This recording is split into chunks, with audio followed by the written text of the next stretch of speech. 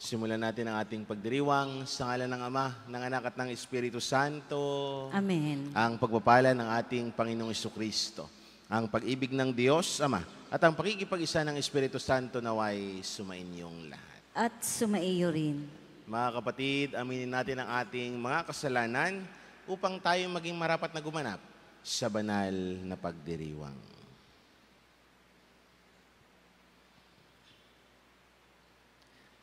Inaamin ko sa makapangyarihang Diyos At sa inyo, mga kapatid, naluba akong nagkasala sa isip, sa salita at sa gawa, at sa aking pagkukulang. Kaya sinasamo ko sa mahal na Birheng Maria, sa lahat ng mga anghel at mga banal, at sa inyo, mga kapatid, na ko'y ipanalangin sa Panginoong ating Diyos. Kawaan tayo ng makapangyarihang Diyos. Patawarin tayo sa ating mga kasalanan at patnubayan tayo sa buhay na walang hanggan. Amen. Panginoon, kaawaan mo kami. Panginoon, kaawaan mo kami. Kristo, kaawaan mo kami. Kristo, kaawaan mo kami. Panginoon, kaawaan mo kami. Panginoon, kaawaan mo kami. Manalangin po tayo. Ama naming makapangyarihan, ikaw ang lumikha at tagapamahala ng tanang umiiral. Tunghayan mo kami upang ang iyong awa ay aming maranasan at ipagkaloob mong ikaw ay aming wagas na mapaglingkuran. Sa pamamagitan ni Jesucristo kasama ng Espiritu Santo magpa sa walang hanggan. Amen. Pagbasa mula sa unang sulat ni Apostol San Pablo kay Timoteo. Pinakamamahal, totoo ang kasabihang ito. Ang nagnanais na maging tagapangasiwa sa simbahan ay naghahangad ng mabuting gawain. Kaya, kailangang wala siyang kapintasan.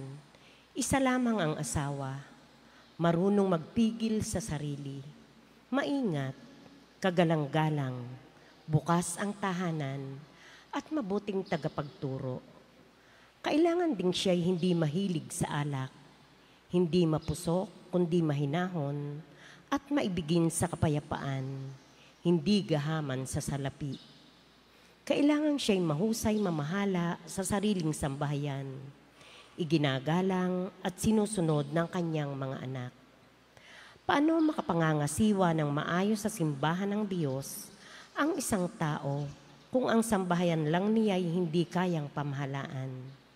Kailangan siya'y matagal nang nananampalataya. Kung hindi, baka siya'y maging palalo at tuloy mahatulan gaya ng diablo.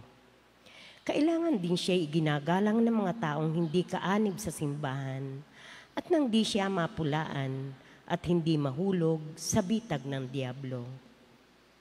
Kailangan namang ang mga magiging tagapaglingkod sa simbahan ay marangal, tapat mangusap, hindi sugapa sa alak at hindi sakim. Kailangan sila'y tapat sa pananampalataya na ating ipinahayag at walang dapat ikahiya. Kailangan subukin muna sila at makitang marapat bago gawing tagapaglingkod. Kailangan ang kanilang mga asawa ay matitino at hindi mapanirang puri, kundi mabait at tapat sa lahat ng bagay. Kailangan ding isa lang ang asawa ng isang tagapaglingkod sa simbahan. Maayos siyang mamahala sa sariling sambahayan at mabuting magpasunod sa kanyang mga anak. Ang tagapaglingkod na tapat sa tungkulin ay igagalang ng lahat at buong tapang nilang maipapahayag ang pananampalatayang napasa atin dahil sa ating pakikipagkaisa kay Kristo Jesus. Ang salita ng Diyos. Salamat sa Diyos. Salmong tugunan, malinis na pamumuhay ang aking pagsisikapan. Malinis na pamumuhay ang aking pagsisikapan. Ang aking awitin ay ang pagtatapat at ang katarungan. Ako'y umaawit patungkol sa iyo, o poon kang mahal. Ang aking susunding tumpak na ugali walang kapintasan. Kailan ka kaya darating sa akit, ako'y lalapitan. Malinis na pamumuhay ang aking pagsisikapan. Malinis ang budhing mamumuhay ako sa aking tahanan. Sa buhay kong ito, ang gawang masamay di ko tutulutan. Malinis na pamumuhay ang aking pagsisikapan. Siyang naninira ng kanyang kapway aking wawasakin. Di ko papayagan ang mapagmalaking hambog kung tumingin. Malinis na pamumuhay ang aking pagsisikapan. Ang lahat ng taong nagtatapat sa Diyos, ako ay kaisa. Sa aking palasyo ay papayagan ko na doon matira. Kung tunay na tapat ay tutulutan ko na maglingkod sila. Malinis na pamumuhay ang aking pagsisikapan.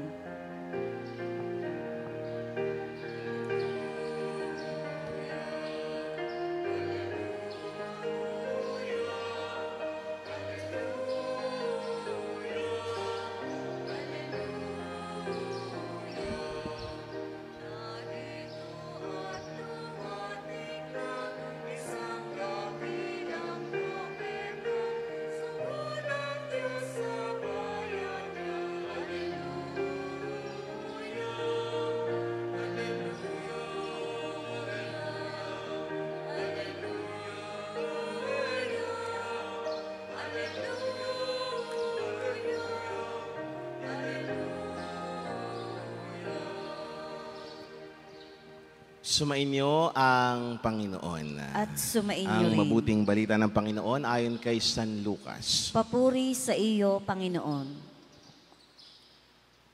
Noong panahong iyon, pumunta si Jesus sa isang bayang tinatawag na Nain. Sumama sa kanya ang kanyang mga alagad at ang napakaraming tao. Nang malapit na siya sa pintuan ng bayan, nasalubong niya ang libing ng kaisa-isang anak na lalaki ng isang babaeng balo. Marami ang nakikipaglibing. Nahabag ang Panginoon nang makita ang ina ng namatay at sinabi sa kanya, "Huwag kang tumangis." Lumapit siya at hinipo ang kinalalagyan ng patay at tumigil naman ang may dala nito. Sinabi niya, "Binata, bumangon ka." Naupo ito at nagsalita at siya'y ibinigay ni Jesus sa kanyang ina. Sinidla ng takot ang lahat at sila'y nagpuri sa Diyos. Sabi nila, dumating sa atin ang isang dakilang propeta. Nilingap ng Diyos ang kanyang bayan at kumalat sa buong Judea at sa palibot ng lupain ang balitang ito tungkol sa kanya.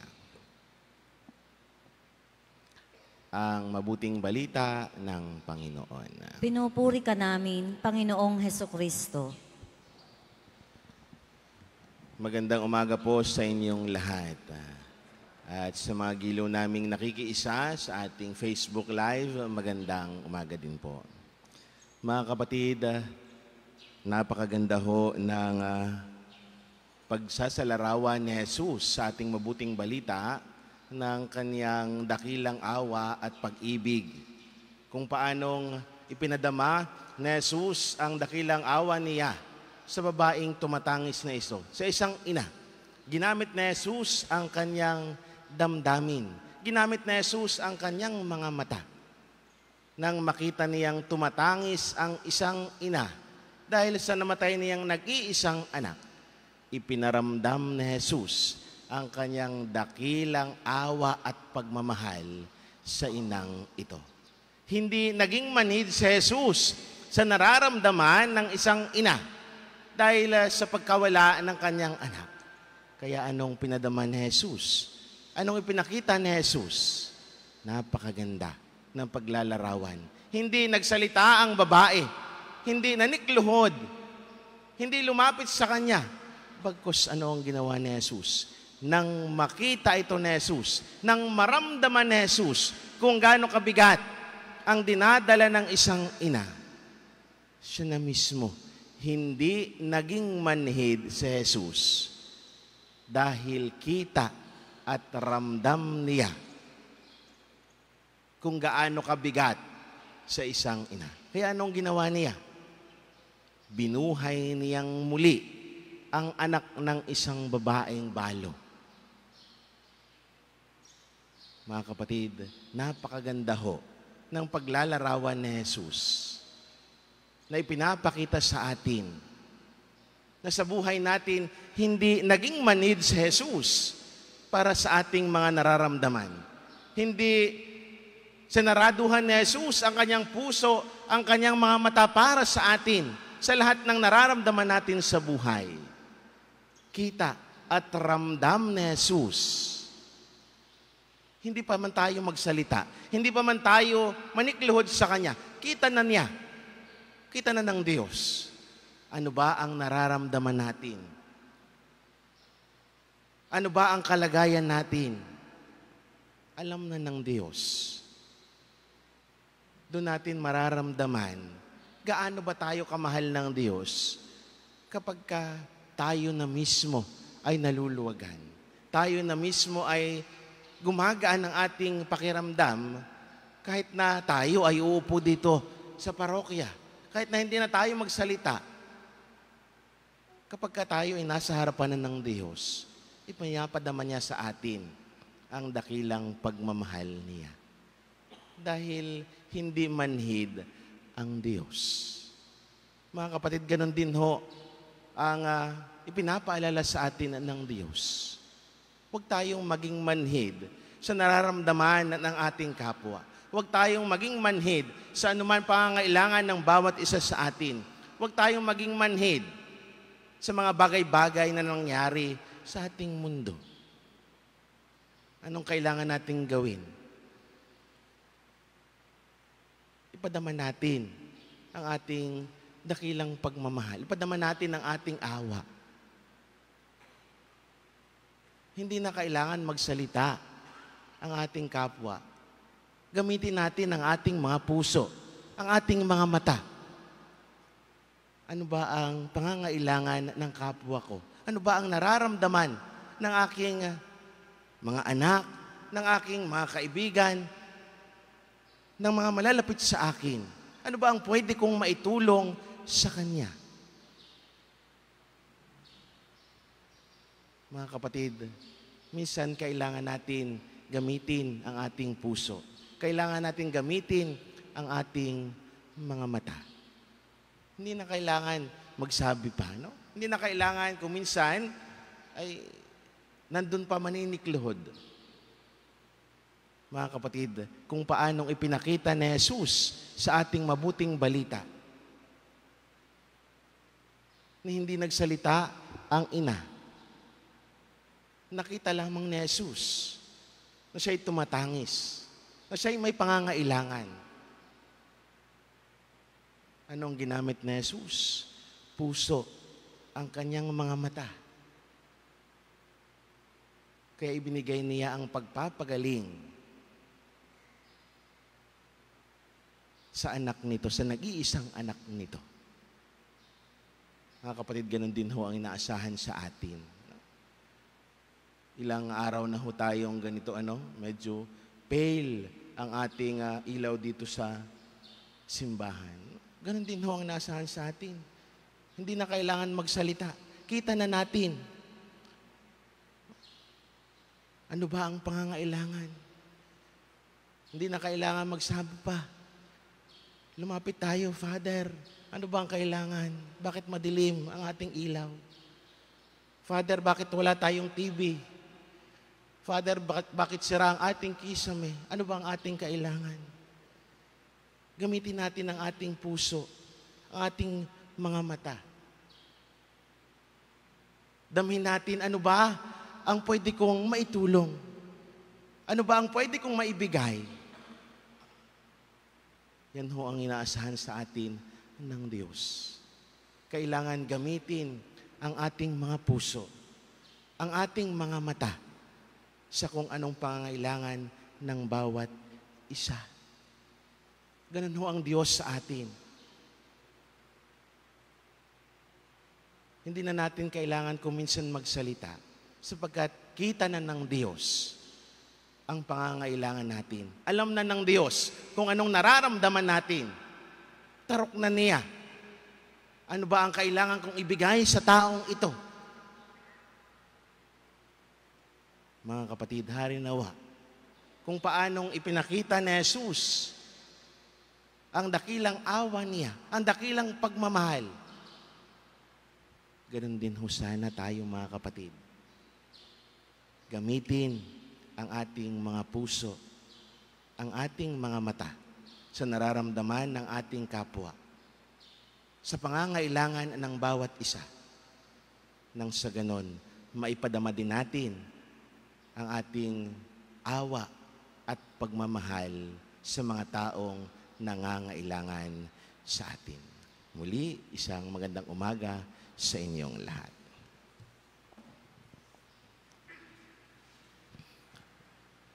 Gumawa ng himala si Jesus upang ipakita ang kanyang banal na habag at kapangyarihan. Puno ng pagkamangha sa ganitong mga kahangahangang bagay. Manalangin tayo sa Ama na nagsugo sa ating tagapagligtas. Diyos ng buhay, mahabag kayo sa amin. Diyos ng buhay, mahabag kayo sa amin.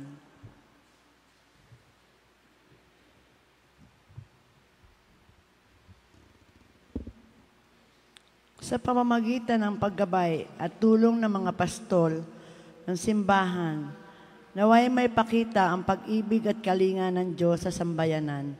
Manalangin tayo sa Panginoon. Diyos ng buhay, mahabag kayo sa amin.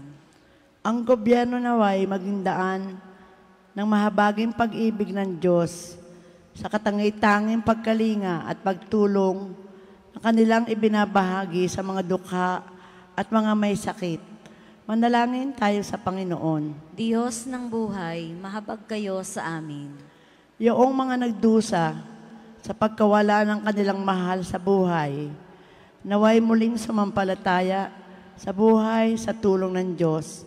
Manalangin tayo sa Panginoon. Diyos ng buhay, mahabag kayo sa amin. Ang mga may sakit, katulad ng anak ng balo, naway makadama ng mapagpagaling na kamay ni Jesus. Manalangin tayo sa Panginoon. Diyos ng buhay, mahabag kayo sa amin. Ang mga tapat na yumao, naway muling ibangon sa kaganapan ng buhay, sa presensya ng Diyos. Manalangin tayo sa Panginoon. Diyos ng buhay, mahabag kayo sa amin. Ama naming Diyos, gabayan mo kami upang aming mahipo ang mga may pusong wasak at matulungan silang madama ang iyong anak na dumito sa amin. Hinihiling namin ito sa ngalan ni Kristong aming Panginoon. Amen.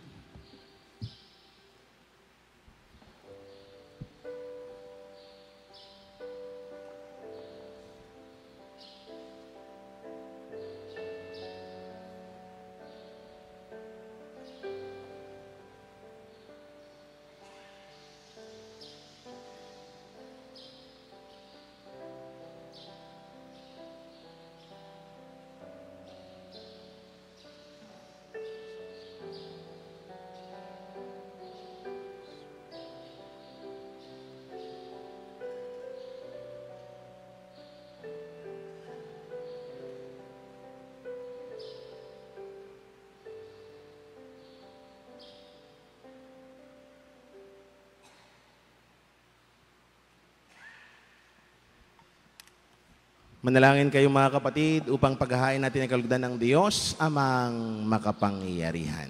Tanggapin nawa ng Panginoon itong paghahain sa iyong mga kamay, sa kapurihan niya at karangalan, sa ating kapakinabangan at sa buong sambayanan niyang banal. Ama naming lumikha, maawain mong dinggin ang aming mga pithaya at paunlakan mo ang paghahain aming inihanda upang ang mga handog ng bawat isang nagbigay para sambahin ang banal mong ngalan ay magkamit ng karagdagan mong kasiyahan.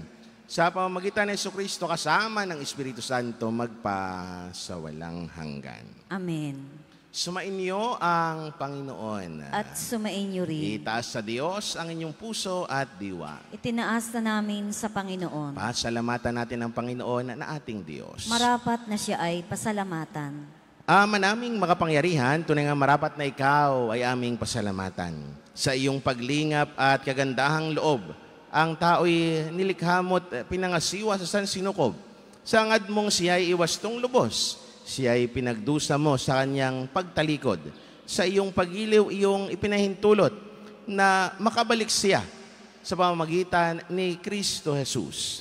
Kaya kaysa ng mga anghel na nagsisiawit ng papuri sa iyo, nang walang humpay sa kalangitan, kami nagbubunyi sa iyong kadakilaan. Santo, Santo, Santong Panginoong Diyos ng mga hukbo, napupuno ang langit at lupa ng kadakilaan mo, o sana sa kaitaasan.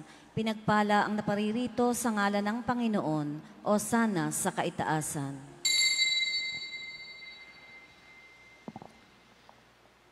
Ama naming banal, ikaw ang bukal ng tanang kabanalan. Kaya't sa pamamagitan ng iyong Espiritu gawin mong banal ang mga kaloob na ito upang para sa amin maging katawan at dugo ng aming Panginoong Heso Kristo. Bago niya pinagtiis ang kusang loob na maging handog, hinawakan niya ang tinapay, pinasalamatan kaniya, pinaghati-hati niya yon inabot sa kanyang mga alagad at sinabi, tanggapin ninyong lahat ito at kanin. Ito ang aking katawan na ihahandog para sa inyo.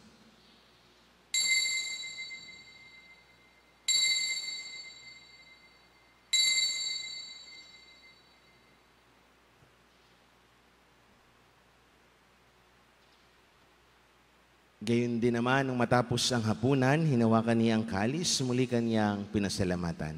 Iniabot niya ang kalis sa kanyang mga alagad at sinabi, tanggapin ninyong lahat ito at inumin. Ito ang kalis ng aking dugo, ng bago at walang hanggang tipan. Ang aking dugo ay bubuhos para sa inyo at para sa lahat, sa ikapagpatawad ng mga kasalanan. Gawin niyo ito sa pag-alaala sa akin.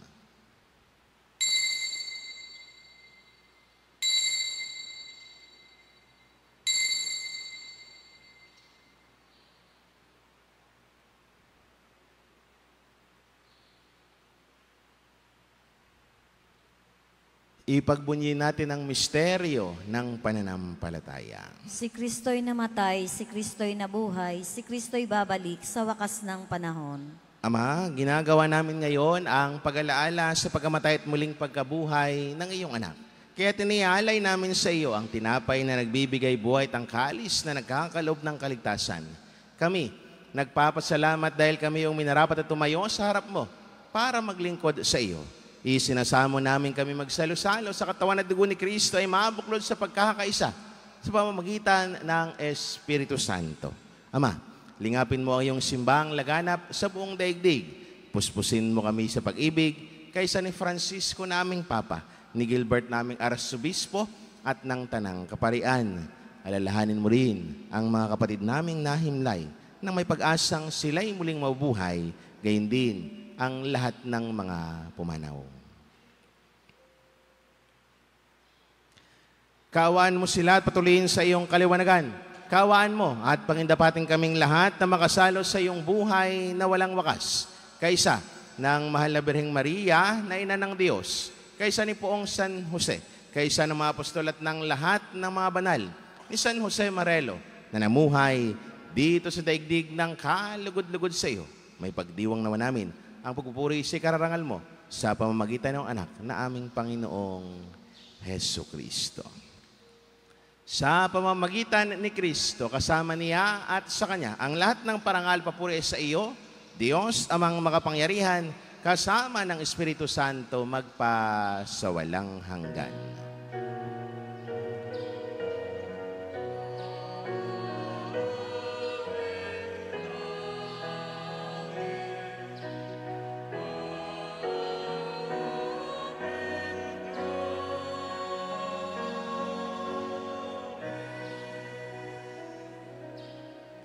Nang may kababaan ng loob, sama-sama tutulog ang ating mga kahilingan sa panalangin itinuro sa atin ng Panginoon. Ama namin, sumasalangit ka, sambahin ang ngalan mo, mapasa amin ang kaharian mo, sundin ang loob mo dito sa lupa para nang sa langit. Bigyan mo kami ngayon ang aming kakanin sa araw-araw. At patawarin mo kami sa aming mga sala para ng pagpapatawad namin sa nagkakasala sa amin. At huwag mo kaming ipahintulot sa tukso, at iadya mo kami sa lahat ng masama. Hiniling namin kami adiya sa lahat ng masama. Pagkalooban ng kapayapaan araw-araw, iligtas sa kasalantalayo sa lahat ng kapahamakan. Samantalang aming pinananabikan ang dakilang araw ng pagpapahayag ng tagapagligtas naming si Hesu Kristo. Sapagkat iyo ang kaharian at ang kapangyarihan at ang kapurihan magpakailanman. Amen. Panginoong Hesu Kristo, sinabi mo sa iyong mga apostol, kapayapaan ang iniiwan ko sa inyo, ang aking kapayapaan ang ibinibigay ko sa inyo. Tunghayan mo ang aming pananampalataya at huwag naman ang aming maraming pagkakasala. Pagkalooban mo kami ng kapayapaan at pagkakaisa ayon sa iyong kalooban, kasama ng Espiritu Santo magpasawalang hanggan. Amen. Ang kapayapaan ng Panginoon ay laging sumainyo. At sumaiyo rin. Magbigayan kayo ng kapayapaan sa isa't isa. Peace be with you po. Kordero ng Diyos na nag-aalis ng mga kasalanan ng sanlibutan, maawa ka sa amin. Kordero ng Diyos na nag-aalis ng mga kasalanan ng sanlibutan, maawa ka sa amin. Kordero ng Diyos na nag-aalis ng mga kasalanan ng sanlibutan, ipagkaloob mo sa amin ang kapayapaan.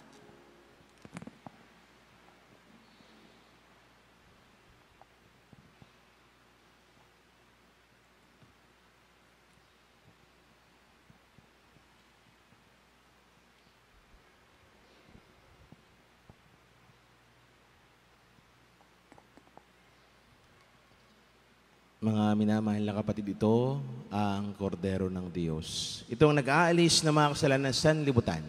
Mapapalad tayong naniyahan sa kanyang banal na piging. Panginoon, hindi ako karapat-dapat na magpatuloy sa iyo, ngunit sa isang salita mo lamang ay gagaling na ako.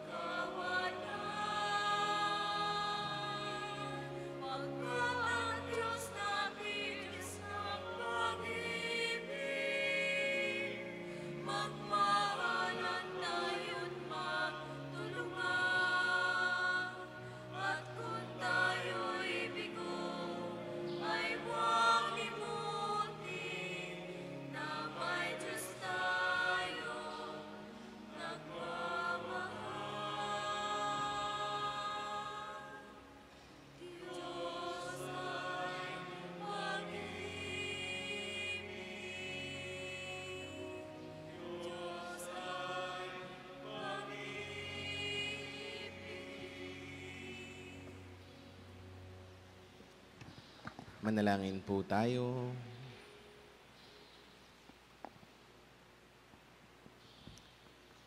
Ama naming mapagmahal, ang aming kalooban naway pagharian ng aming tinanggap na pakikinabang upang huwag ang diwa namin ang umiral, kundi ang bunga ng pagdiriwang ang laging mamayani sa amin. Sa pamamagitan ng Jesucristo kasama ng Espiritu Santo magpa sa walang hanggan. Amen. Sumainyo ang Panginoon. At sumaiyo At rin. pagpalain kayo ng maawain mapagmahal at makapangyarihang Diyos. Sa ngalan ng Ama, ng Anak at ng Espiritu Santo. Amen. Ang banal na misa ay naialay na. Mayroong taglay ang kapayapaan at pag-ibig ng Diyos. Salamat sa Diyos.